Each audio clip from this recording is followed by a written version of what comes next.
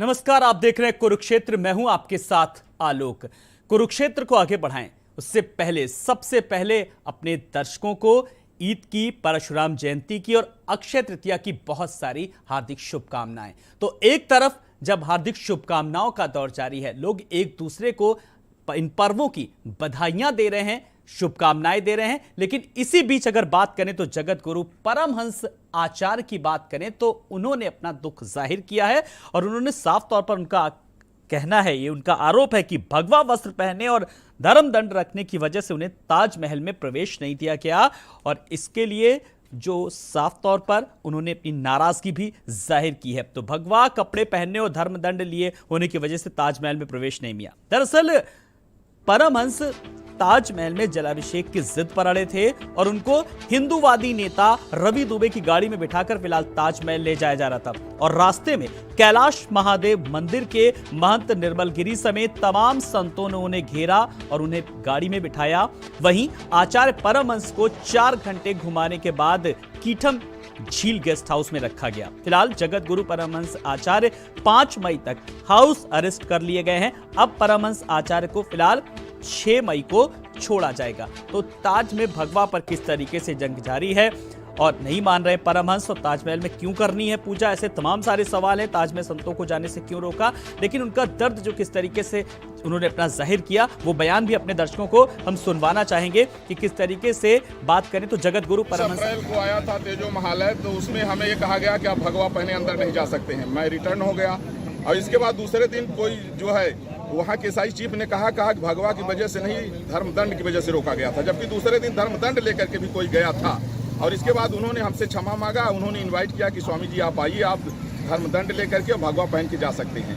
वहाँ high level security हम कहते हैं, जो चीज़ वहाँ नो एंट्री है वो आप रोक दीजिए, लेकिन भगवा को, ब्रह्मदंड को अगर आप कहे हैं बुला करके रोकना, तो एक बार भगवा का अपमान किए, दोबारा जिस तरह से धूप में रास्ते में हमें खड़ा कराए हैं, अगर भगवा के सम्मान में देखिए, अगर इस तरह से भगवा का अपमान होगा तो पूरा देश भगवा के सम्मान में खड़ा होगा।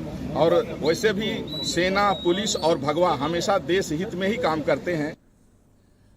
तो क्या भगवाधारी संत के लिए ताजमहल के दरवाजे बंद है और ताजमहल में शिव प्रतिमा स्थापित करेंगे? ताज में परमहंस को क्यों करनी है पूजा? ऐसे तमाम सारे सवालों का जवाब लेंगे। समय बहुत आज हमारे पास कम है, लेकिन जल्दी से आए हुए मेहमानों से अपने दर्शकों का परिचय करा देते हैं। हमारे साथ बीजेपी नेता अजय गुप्ता जी हमारे साथ जुड़ चुके हैं। अजय जी नमस्कार, बहुत बहुत स्वागत है। नवीन दुबे जी नेता सपा हमारे साथ जुड़ गए। नवीन जी नमस्कार, आपका भी बहुत बहुत स्वागत है। और भारत समाचार के स्टूडियो में शैलेंद्र तिवारी जी हैं, प्रवक्ता कांग्रेस। शैलेंद्र जी नमस्कार, बहुत बहुत स्वागत है। विनय पटेल जी हैं, प्रवक्ता आप पार्टी। विनय जी नमस्कार, आपका भी बहुत बहुत स्वागत है। और शिशिर चतुर्वेदी हैं, प्रवक्ता हिंदू महासभा के। शिशिर जी नमस्कार, बहुत बहुत स्वागत है। मैं सवालों और जवाबों के सिलसिले को आगे बढ़ाऊं। मैं सबसे पहला सवाल अजय गुप्ता जी से बड़ी जिम्मेदारी के साथ, एक संत को आखिरकार रोका जा रहा है ताजमहल जाने से, क्यों नो एंट्री? आखिर आपने जानने की क्या कुछ वजह है, क्या कुछ कोशिश की, अगर कोशिश की तो क्या कुछ प्रयास किए? जल्दी से सबसे पहले अजय जी आपकी टिप्पणी चाहूंगा।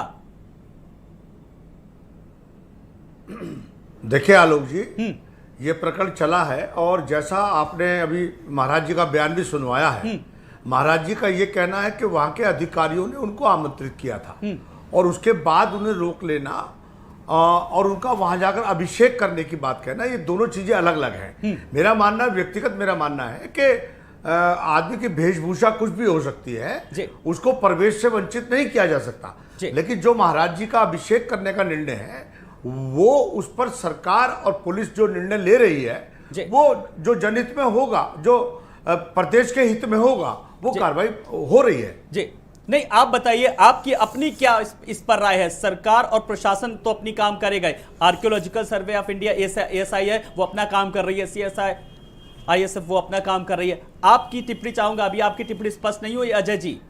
जी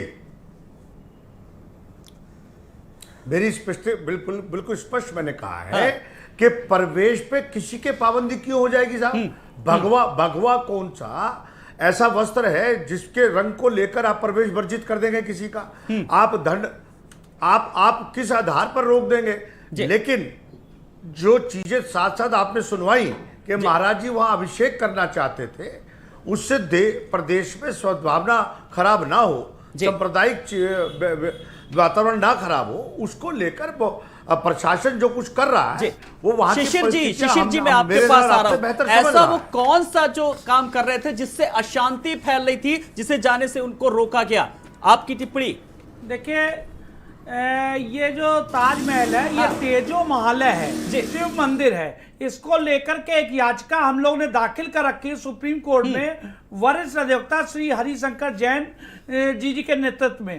तो वो मुकदमा चल रहा है और आप देखिए आज ही के दिन में वहां सुबह वहां नमाज पढ़ी जाती है, और जबकि सुप्रीम कोर्ट कह चुका है नमाज के लिए मस्जिद नहीं जरूरी है, कहीं पे भी नमाज पढ़ सकते हैं। तो उसी तरीके से अगर हमारे हिंदू संत वहां पर अगर रुद्राभिषेक करना चाह रहे थे तो रोक क्यों, वो भी कर सकते हैं, क्योंकि अभी कोर्ट ने कोई फैसला नहीं दिया है कि वो मस्जिद है, मजार है, मंदिर है, कोई फैसला नहीं दिया। तो वहां पर दोनों धर्मों को अनुष्ठान करने की अनुमति दे और या दोनों पे समानता के साथ रोक लगाए। तो एक जने को परमिशन, एक जने पे रोक, ये अच्छी बात रही है। सरकार से मैं कहना चाहता हूं दोनों को बराबर का वहां पर धार्मिक अनुष्ठान करने के लिए वहां पर अनुमति देनी चाहिए थी। जी चलिए, सरकार की अपनी जिम्मेदारी है और सरकार ने इस पर क्या कदम उठाए, लेकिन विपक्ष इस पर क्या सोच रहा है? शैलेंद्र जी, कुल मिलाकर के जो क्या वाकई में भगवा को रोका जा रहा था क्या? क्योंकि एएसआई कह रहा है, उसका साफ तौर पर कहना है वहां के जो अधिकारी ने उन्होंने बुलाया और उन्होंने को भगवा से भी कोई वस्त्र से भी उन्होंने कहा कि कोई टिप्पणी नहीं है। वहां के जो अधिकारी हैं उनका जो बाइट आई, जो बयान आई है, उन्होंने कहा जो ब्रह्मदत्त जो अस्त्र लिए थे उसको लेकर के बस आपत्ति, क्योंकि वो उनकी गाइडलाइंस में नहीं है। सीधी सी बात है। देखिए, दो बातें अलग अलग हैं। महाराज जी ने स्पष्ट कहा कि और भी लोगों ने वहां पर प्रवेश लिया, लेकिन मुझे पहले कहा गया कि जो है आप भगवा के साथ जा सकते हैं, धर्मदंड के साथ नहीं जा सकते हैं, या किसी चीज़ के साथ नहीं। मुझे लगता है कि धर्मदंड कोई बहुत बड़ा शस्त्र नहीं है। धर्मदंड एक अपने आप में सांकेतिक जो है चीज़ें हैं, उनको लेकर के इस तरह के बयान देना, पुलिसिया कार्रवाई इस तरह करना, ये मुझे लगता है सरकार का एक प्रोपेगेंडा है। और कुल मिलाकर के जनता को महंगाई से, महंगाई के मुद्दों से, तमाम मुद्दों से दूर रखना, बेरोजगारी मुद्दों से दूर रखना, इन सब चीज़ों में उलझाना, बिला वजह का ये प्रोपेगेंडा है। महाराज को जाने देना चाहिए। क्यों नहीं जाने दे रहे हैं? सरकार की जिम्मेदारी है। सरकार भी उनके मत की सरकार है, ये भी नहीं कोई जो है उनको रोकने वाली सरकार है। सरकार तो उनके समर्थन की सरकार है। अजय जी, पूरी तरीके से अब सरकार की इस पर साफ तौर पर जिम्मेदारी है। देखिए, शिशिर जी भी अब यही कह रहे हैं और विपक्ष भी यही कह रहा है। ऐसे में सरकार को लेकर के किस तरीके के कदम उठाने की जरूरत है? और ये अजय जी, मैं ये सवाल आपसे इसलिए भी कर रहा हूं, आपके अगर आगरा की अगर मैं बात करूं, 9 विधायक है आपके, क्या किसी ने संत को मनाने की कोशिश नहीं की? अगर एक भी विधायक चले जाता, मना लेता जाकर के। देखिए, आप फिर वो अभी शैलेंद्र जी ने कहा कि ये सरकार का प्रोपेगेंडा है। मेरा ये कहना है कि संत हैं वो सर्व समाज के संत हैं। वो सभी समाज के लोग उनका सम्मान करते हैं। क्या ये कांग्रेसी कहें वो उनका सम्मान नहीं करते हैं? लेकिन कांग्रेस के बाद आपकी मैं तीसरी या चौथी सुन, मान्यवर मेरी बात सुन लीजिए। शैलेंद्र जी मेरी बात सुन लीजिए, मैं आपके बीच में नहीं बोल रहा हूं। आप ये सुन लीजिए कि अब जो विपक्ष की स्थिति है, खासतौर से कांग्रेस की, आपके यहाँ चौथी डिबेट में मैं आया हूं। हर बार जो मुद्दा जो बिंदु आप लेके चलते हैं, जिस पे हम डिबेट करने आते हैं, उसको छोड़ करके कांग्रेस के मेरे मित्रगण महंगाई, कानून, अरे उसी मुद्दे पे बताइए ना अजय भाई, उस बात पे क्यों नहीं जाने दिया अंदर? देखिए, अगर अंदर उनको क्यों नहीं जाने दिया? उसी पे बता रहा हूँ, उसी मुद्दे पे आइए। चलिए सुन लीजिए, बताइए उसी मुद्दे पे आइए। सुन लीजिए, अंदर आप क्यों नहीं जाने दे रहे? सुन लीजिए जी, सुन तो रहा हूं, आप बताइए ना क्यों नहीं जाने दे रहे हैं? अरे आप मेरी बात सुन तो लीजिए। माँ अजय भैया बताओ ना क्यों नहीं जाने दे रहे? तो बताऊंगा। अजय जी अपनी बात रखिए। जी जी, अरे मान्यवर सुन लीजिए ना आप।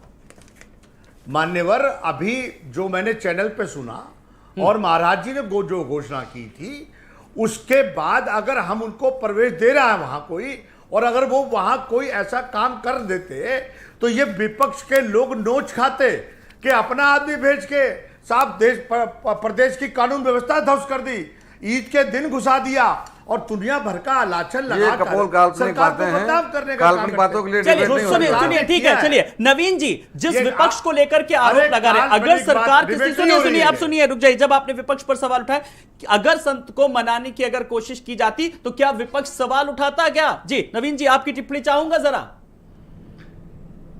आलोक जी, सबसे बड़ी चीज तब भी ये कहते कि आप अपने आदमी को पहले लाए, फिर आपने बनाया, वो वापस हो गया। पहले वो ये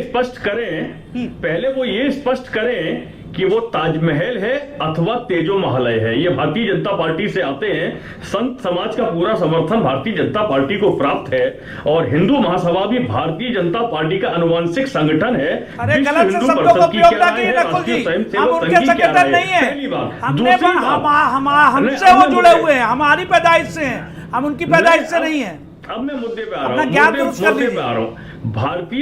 भारतीय जनता पार्टी का एक हमेशा एजेंडा रहा है कि उनके जो सहयोगी संगठन होते हैं उनको आगे करके एक विवाद की स्थिति पैदा करना और उसके बाद लोगों को उसमें उलझा देना, ताकि ये अपना मकसद सिद्ध करके और आगे बढ़ते रहे, लोग उलझते रहे। अरे आपके नेता तो आज मस्जिद गए थे, आज ईदगाह गए थे, क्या अक्षय तृतीया की या परशुराम जयंती की बधाई आपके नेता ने दी? तुष्टीकरण करने वाले हमको पाठ न समझाएं। हमारी संस्कृति कभी थूक के खाना पानी पिलाने वाले नहीं है। विश्व कल्याण की भावना से काम करने वाले हम लोग हैं। आप हमको सेकुलरिज्म का पाठ मत पढ़ाइए, मैं आपको बता रहा हूँ, सेकुलरिज्म का पाठ मत पढ़ाइए। और हिंदू महासभा देश की आजादी के पहले के सेक्रेटरी है, अपना ज्ञान दुरुस्त कर लीजिए। पहले आपको ज्ञान ना हो तो ज्ञान दुरुस्त करिए अपना। पहले अगस्त में आप कहां सो रहे हैं? आपको कुछ नॉलेज नहीं है उसमें से कि आप परशुराम जयंती को लेकर बैठ गए। अरे भाई साहब, जो मैंने सवाल सुनिए रुक जाइए, अब ये अभी तक बड़े जानकार बैठे, कोई ताजमहल कह रहा है, कोई तेजो महालय कह रहा है, लेकिन सबसे बड़ी बात है राजनीति से परे अगर मैं थोड़ा सा अगर ऊपर उठ करके बात करूं तो ये एक राष्ट्रीय धरोहर है। हर कोई जा सकता है, हिंदू भी जा सकता है, मुसलमान भी जा सकता है। आर्कियोलॉजिकल सर्वे ऑफ इंडिया की देखरेख में इस पर कोई क्यों नहीं बात करता है? क्यों तुष्टीकरण की बात होती है? क्यों हिंदी मुस्लिम बात होता है? जी मैं इस पर चाहूंगा आपकी टिप्पणी जरा शिशिर जी। जी मैं ये कह रहा हूं, ये कौन तय करेगा? अदालत तय करेगी। मुकदमा हम लोगों ने दाखिल कर रखा है और अभी जब उस पर निर्णय नहीं आया तो अगर मुस्लिम नमाज पढ़ सकते हैं तो हिंदू भी वहां पूजा कर सकता है। जब तक वहां कोई स्टे नहीं हो रहा है तो ये एएसआई जो है किसके अंडर में आती है? केंद्र सरकार, भारतीय जनता पार्टी। तो भारतीय जनता पार्टी के नेताजी जब पूजा प्रवक्ता जी कहना चाहता हूं, वहां पर हिंदुओं को पूजा पे रोक क्यों है? क्यों हिंदुओं को रोका जा रहा है? मेरा सवाल यह है कि दोनों को समानता के अदा कर या तो रोका जाए या दोनों को अनुमति दी जाए। वो तेजो महालय है, पूर्व में भी लाखों मंदिर तोड़ने की बातें आई और राम मंदिर के मामले में तय हुआ कि मंदिर को तोड़ के ही वहां पर मस्जिद बनाई गई थी।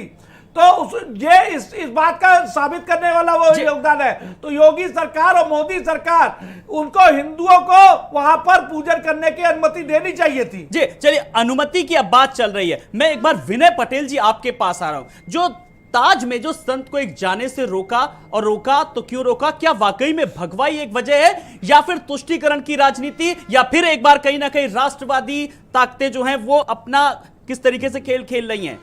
आलोक जी देखिए, हमारे देश में झूठी लोकप्रियता हासिल करने का सबसे आसान तरीका हो गया है। अभी पिछले दिनों आपने देखा एक बाबा कह रहे थे मुस्लिम महिलाओं के साथ बलात्कार करना चाहिए। अभी 2 दिन पहले एक बाबा का बयान और आया, और आज परमहंस जी का ये नाटक चालू है।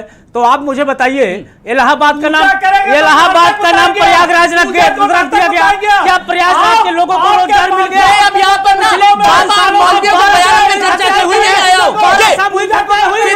और आप बताइए, अगर ताजमहल का नाम तेजो महल रख देने से, ताजमहल का नाम तेजो महल रख देने से पेट्रोल का दाम कम हो जाएगा, डीजल का दाम कम हो जाएगा, बिजली 24 घंटे मिलने लगेगी। तो प्रोपेगेंडा आप लोग इस देश में फैलाना बंद करिए। ये लोग भाजपा के आंशिक संगठन है और भारतीय जनता पार्टी का पूरे देश में माहौल क्या बोल रहा है। और 2024 की तैयारी का ये सिलसिला जारी है। आप मुझे बताइए, कभी राजस्थान में लफड़ा करवाते हैं, कभी दिल्ली में दंगा करा देते हैं, पंजाब में अभी दंगा हुआ, इनके नेता पकड़े गए। तो ये जो एक दिल्ली में आपके नेता पकड़े गए, चल रही है, तलवारों के साथ जनता नेता पकड़े गए हैं। और ये आप मुझे ये बताइए, जब से मैं पैदा हुआ तब से हनुमान चालीसा पूजा नाटक पहले भगवान राम को विवादित कर दिया। जब तक ये राम को पकड़े थे तब तक के आदेश के बाद मंदिर बनना चालू हुआ, और जब मंदिर बनना चालू हुआ तो किसी की समझ में कुछ भी नहीं आ रहा है। आप लोग क्या बोल रहे हैं? दर्शक जो देख रहे होंगे ना, कभी खुद देखिएगा कि आप लोग कैसे बोलते हैं और कितनी देर टीवी के सामने डिबेट में रहते हैं जब एक साथ सब लोग बोलते हैं। जी अजय गुप्ता जी, कुल मिलाकर के मैं यहाँ पर इस पर चर्चा नहीं कर रहा हूं कि उनके बाबा ने क्या कहा या उनके मुल्ला मौलवी ने क्या कहा। चर्चा यह है कि एक संत की भावनाएं कहीं ना कहीं आहत हुई हैं, उसको रोका गया है ताजमहल में जाने से और उसको लेकर के विवाद है और उन्होंने साफ तौर पर कहा, अभी हालांकि उनको हाउस अरेस्ट कर लिया गया है, तो अब सरकार का इस पे क्या स्टैंड है? सीधी सी बात है, क्यों मुल्ला मौलवी के बयान पर चर्चा करें? देखिए, मैंने आपसे कहा कि अगर उनको भगवा पहनने के आधार पर रोका गया है तो ये निश्चित तौर पे उनके संग अन्याय हुआ है, भगवा का अपमान हुआ है। ड्रेस के नाम पे किसी को किसी स्थान पे जाने से आप कैसे मांगिए उनसे, नैतिकता के आधार पर आप उनसे माफी मांगिए। अरे अरे माननीय पर सुन लीजिए, अरे सुन लीजिए, आप उनसे नैतिकता के आधार पर माफी मत बोलिए, माफी मांग लीजिए। जब उन्हीं के आप द्वारा बनाया बताएंगे, गया प्रोपेगेंडा है तो माफी कहां से मांगेंगे? गुरु है वो, हमारे हिंदू के गुरु हैं, हमें क्या करना है आप सिखाएंगे, आप सिखाएंगे मुझको। अब आपको हम नहीं सिखाएंगे, आप हमको मत हम क्या सिखाइए। करेंगे, आप कौन है? हम कह रहे हैं आप माफी मांग लीजिए आपके अनुसार, जो आप कह रहे हैं उसी के अनुसार। बीच में फिर नहीं, आपके अनुसार ही माफी मांग लीजिए ना। आप काहे माफी मांग लेंगे भाई? अरे अभी आप आपने काहे माफी बताया, मांग लेंगे? अरे उनके साथ कानून अन्याय अपना हुआ, काम नहीं तो करता, अन्याय हुआ, आप संवेदना सड़क व्यक्त कर पे- दीजिए। आपके पप्पू और पिंकी, संवेदना व्यक्त कर आपके दीजिए। पप्पू और पिंकी भाई, आपके माफी पप्पू कैसे और पिंकी मानेंगे? सड़क पे होते हैं आज। इन्हीं के द्वारा बनाया गया जो आज ये जो नेपाल में बौखलाहट है ना, किसानों में पूरा जुआ ये खेल जो रहे आपकी हैं, बौखलाहट सड़क पे है, होते हैं। इससे पता लगता है कि अब आप लोग बदला गए हैं। अब आप लोग सत्तावहीन हो गए हैं आप लोग। सत्ता हजम नहीं हो रही है। जनता ने माइनस अहंकार- 2% वोट डाला। अच्छा शैलेंद्र जी, ये बताइए कि आज कौन जीरो कौन है, माफी जीरो। मांगे, कौन किससे माफी मांगे, किस बात को आज लेकर के जीरो माफी है। मांगे, किस बात का पश्चाताप करे, जरा बताइए। मैं आपसे देखिए, मैं सुझाव मांग रहा स्पष्ट कह रहा हूं। हूँ, जी।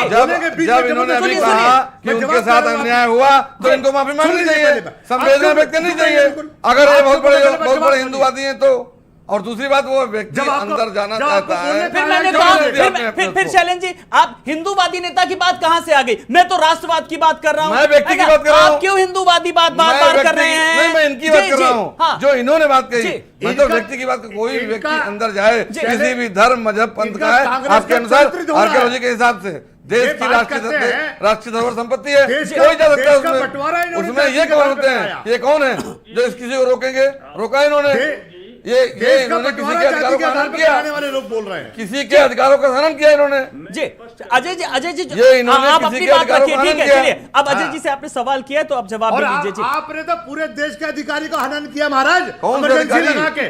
कौन से अधिकारी? आप बात करते 8 हैं। साल से सत्ता में बैठे हो, अधिकारी बता रहे हो कहाँ है आपने कौन सी दुनिया में हो? वो आपने पूरे कौन से देश दुनिया के में हो? अपने पूरे मुंह से देश कबूल के कर रहा लोगों हो के कि अधिकारियों उनके का साथ हनन किया, अन्याय हुआ है, इमरजेंसी लगा तो के। संवेदना व्यक्त करो। कौन सी दुनिया माफी में है? मांगो, हाँ। मांगो उनसे माफी। अब कांग्रेस आपने के पीछे किसको मत छुपो, बख्शा? आगे आओ, सामने माफी बताओ। मांगे, आप बताएंगे, अहंकार मैं मत किससे दिखाओ, माफी मांगूंगा? अहंकार मत दिखाओ, सामने आओ, हाँ। बताओ कि हमने आप गलती जाके बता की, दो ना महाराज हमारी को, आप- गलतियां ही हैं। आपको आगे क्यों कब डर डालेंगे लगता इस है? तरह से? अरे आप अहंकार जाओ मत ना, दिखाइए। बात करो महाराज जी से। अहंकार मत दिखाइए, हम बात कर लेंगे, हमें बात करनी है अरे तो हम बात कर अहंकार लेंगे। आप लोगों का हमने अहंकार थोड़ी रोका क्यों उनको, हुआ? उनको रोका अहंकार हमने, आपका आपकी सरकार क्यों हुआ ने, महाराज? हमने थोड़ी रोका है। हमको बात जाइए करनी है, ना, हम कर लेंगे। अभी हमको जाइए ना, उससे क्या बात मिलेगा? करिए। वो हमें हमारे नहीं, वाले नहीं, से कोशिश मांगेंगे। ये होनी नहीं चाहिए जाएंगे आप। कि बातचीत से ही हल निकले, लेकिन संत की जो भावनाएं हैं वो कहीं ना कहीं आहत हुई हैं, जिसको लेकर के उन्होंने 5 तारीख बात को सुनने एक के इस आदी तरीके से नहीं है अपनी आप बात लोग। रखने के लिए आप लोग अपनी बड़े जमीन फोरम छोड़ का चुके हैं। इस्तेमाल करने की बात की राजनीतिक थी, स्तर आपका लेकिन खत्म हो उससे गया। पहले एहतियात सोच के आपके तौर पर पास है सतर्कता नहीं। बरतते हुए नेता आप उन्हें पे पहले है हाउस नहीं। अरेस्ट कर लिया गया। मैं एक बार सपा नेता के पास फिर से आऊंगा, नवीन जी के पास। नवीन जी, जिस तरीके से बात घूम फिर के फिर हिंदू मुस्लिम तुष्टीकरण की बात आ गई, बात राजनीतिकरण की आ गई है, कुल मिलाकर के जब बात करें तो अब नहीं लग रहा है कि वो परिदृश्य सामने आ रहा है, राजनीति की वो तस्वीर कहीं ना कहीं नजर आ रही है कि पहले एक तरीके से बात करें मथुरा, अयोध्या, काशी, अब मथुरा के बाद अब आगरा भी कोई बहुत ज्यादा दूर नहीं, अब आगरा की बारी। अब कह सकते हैं जिस तरीके से जो विवाद सामने आया है, कितनी दूरदर्शिता देख रहे हैं आप इस पूरे मामले को लेकर, राजनीति के किस चश्मे से देख रहे हैं? नवीन जी, आपकी टिप्पणी चाहूंगा। निश्चित तौर पर आलोक जी, इसमें सबसे बड़ी चीज ये है कि संत जो होते हैं समाज का पथ प्रदर्शन करने का कार्य उनका होता है, और संतों का बहुत सम्मान है। हिंदुस्तान के इतिहास गवाह है, आज भी वर्तमान में सभी दलों के लोग संतों का बहुत सम्मान करते हैं। अब क्या हो गया कि संत जब से सत्ता भोगी होने लगे हैं तो संतों ने अपना संतत्व खोने का काम शुरू कर दिया है। ये इस तरीके का एक विवादित बयान परमहंस जी देते हैं और वो कहते हैं कि हम जाके वहां जल चढ़ाएंगे। अरे साहब, जब 2017 में जो आर्कियोलॉजिकल सर्वे ऑफ इंडिया ने बड़ा स्पष्ट रूप से कर दिया है, यूनेस्को ने इस बिल्डिंग को विश्व की धरोहर साबित कर दिया है, और आप कह रहे हैं कि वो वहां तेजो महालय है, वहां शिव जी का स्थान है, वहां में जल चढ़ाना है। कोई प्रमाण आपके पास नहीं है। सुप्रीम कोर्ट में आप मुकदमा लड़ रहे हैं, हमेशा मुसलमानों के साथ खड़ी रही है कांग्रेस। आपके पास कुछ प्रमाण नहीं है। अब आप कहते हैं कि साहब वहां मुस्लिम समाज के लोग नमाज करते हैं। अरे अंदर मस्जिद बनी हुई है वहां पे, और वो नमाज हमेशा होती चली आ रही है।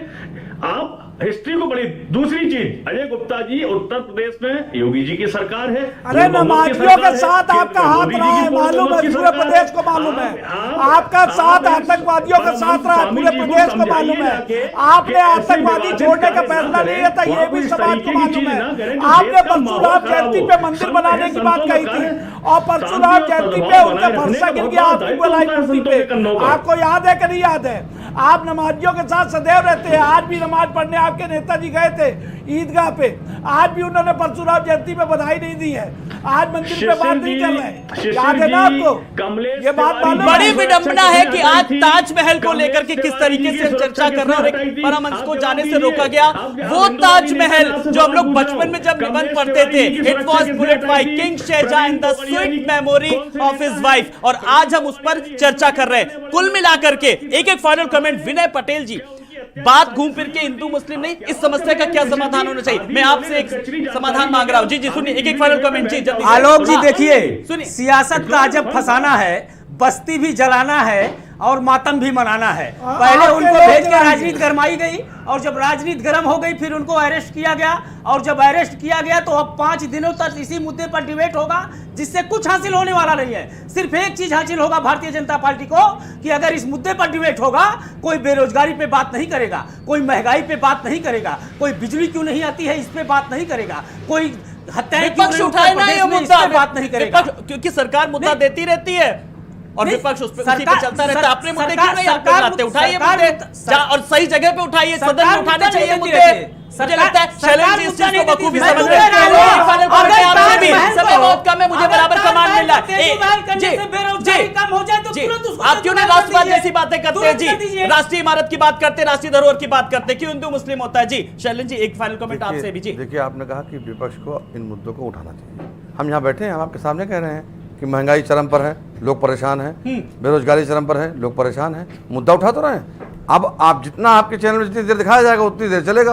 आज उठा रहे हैं। आज स्थितियां 1945 की 47 की नहीं है। आज ये 2021 जो है 22 चल रहा है, ये 21वीं सदी का 22वां साल है। नए तरीके की ये योजनाएं कोई हैं, उन योजनाओं में टीवी, सोशल मीडिया, व्हाट्सएप, उन पे जहां फेक न्यूज बना करके लोगों को गुमराह किया जाता है, वहां पर ऐसे ही मुद्दे उठेंगे। जी, और आज की तारीख में अरे तो सरकार भाई फेक न्यूज अगर दिखाई जाती है तो है। आप लोग आगाह करिए ना कि ये फेक न्यूज है, इसमें अंतर दिखाइए। आप लोग भी तो कभी जागरूकता की बात करिए। नवीन जी, बात तो विपक्ष की आ रही है, विपक्ष मुद्दे उठा रहा है, लेकिन क्या सही फोरम पे उठा रहा है मुद्दे? आलोक जी देखिए, ऐसा होता है कि मैं समझता हूं कि टीवी का एक मंच इतना महत्वपूर्ण मंच होता है जिसकी रीच इंटरनेशनल लेवल पर होती है, और भारत समाचार एक बहुत प्रतिष्ठित मंच है। अब इस मंच के ऊपर जब हम बात उठाते हैं कि अनुदेशकों को 7,000 रुपए से 9,000 किए, जबकि माननीय हाईकोर्ट का आदेश है कि इनको 17,000 रुपए दिया जाए, सरकार उस आदेश को नहीं मान रही है। बाकी अगर हिंदू मुस्लिम पर कोई जजमेंट आ जाएगा तो सरकार बड़ी आसानी से कह देते मैं तो हमने आदेश का हिंदू मुस्लिम पे जजमेंट ऐसे आने की क्यों हर बात में कोर्ट को हस्तक्षेप करना पड़ता है? जैसे कि मंदिर को लेकर के, और अब मुझे लगता है कि ताजमहल को भी जिस तरीके से हालात है, कोर्ट को हस्तक्षेप करना पड़ेगा। अगर यही हालात रहे, यही तस्वीर रही। शिशिर जी, एक फाइनल कमेंट आपसे, क्या वाकई में वो नौबत आएगी अगर ये मामला शांत नहीं हो तो कोर्ट को हस्तक्षेप करना पड़ेगा, कोर्ट को टिप्पणी करना पड़ेगा? देखिए, कोर्ट में तो मुकदमा ऑलरेडी चल ही रहा है। हमारे तो एक ही सीधी बात थी कि दोनों पक्ष को वहां पर अनुष्ठान अपने अपने करने देने चाहिए थे। वो पूजा करते, वो नमाज पढ़ते, कोई दिक्कत नहीं थी। अभी हमारे यहाँ वकीलों की बार एसोसिएशन थी, वहां पर रोजा अफ्तार रखा गया, हिंदुओं ने वहां सुंदरकांड किया, दोनों कार्यक्रम संपन्न हुए, वकीलों ने सौहार्दपूर्ण वातावरण तैयार किया। लेकिन जब आपके नेता ये कहेंगे, पूजा को पाखंड कहेंगे, नाटक कहेंगे, तो आप सोचिए क्या इनकी भावनाएं हैं। जब इनके नेता वहां दंगों में पकड़े जाएंगे, कांग्रेस की सरकारों में पकड़ा जा रहा है, कांग्रेस में सरकार में दंगे होते हैं, वहां कौन पकड़ा जाता है? फिलहाल संत की भावनाएं कहीं ना कहीं आहत हुई है। आप सब मेहमानों का बहुत बहुत शुक्रिया।